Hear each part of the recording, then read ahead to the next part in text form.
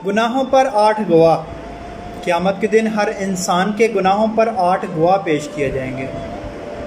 पहला गवाह, जिस जगह बंदे ने गुनाह किया होगा वो जगह, वो ज़मीन का टुकड़ा क़यामत के दिन उसके खिलाफ गवाही देगा।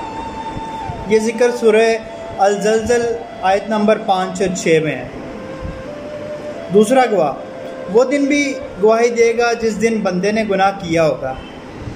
ये ज़िक्र सूरह अल-बरोज आयत नंबर 3 में है। तीसरा गवाह, क़यामत के दिन उनकी ज़ुबान गवाही देगी। ये ज़िक्र सूरह अल-नूर आयत नंबर 24 में है। चौथा गवाह, इंसान के जिस्म के बाकी अज़ा यानी कि हाथ पाँव भी गवाही देंगे। ये ज़िक्र सूरह यासीन आयत नंबर 25 में है। पाँचवा गवाह, 2 फरिश्ते जो तुम पर निगरान मुकर्रर हैं, जो मुअज़्ज़ज़ हैं, लिखने वाले हैं, जो कुछ तुम करते हो वो जानते हैं। ये ज़िक्र सूरह अल-अनफ़तार आयत नंबर 12 में है। छठा गवाह, वो नामा अमाल जो फरिश्ते लिख रहे हैं वो भी गवाही देंगे और नामा अमाल भी दिखाए जाएंगे।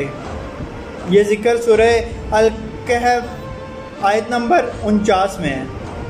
सातवां गवाह, आप सल्लल्लाहु अलैहि वसल्लम भी गवाह होंगे। अल्लाह रब्बुल इज़्ज़त आप सल्लल्लाहु अलैहि वसल्लम से भी गवाही मांगेंगे।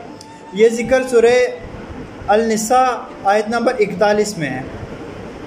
आठवां गवाह, अल्लाह रब्बुल इज़्ज़त कुरान में फरमाते हैं, जो तुम गुनाह करते हो हम क़यामत के दिन इस पर गवाह होंगे। ये ज़िक्र सूरह यूनुस आयत नंबर 61 में है। हमारे गुनाहों पर अल्लाह ख़ुद गवाह होगा। अल्लाह क्या आलम होगा। या अल्लाह हमारे गुनाहों को बख्श दे और हमें नेक अमाल करने की तौफ़ीक़ अता फरमा।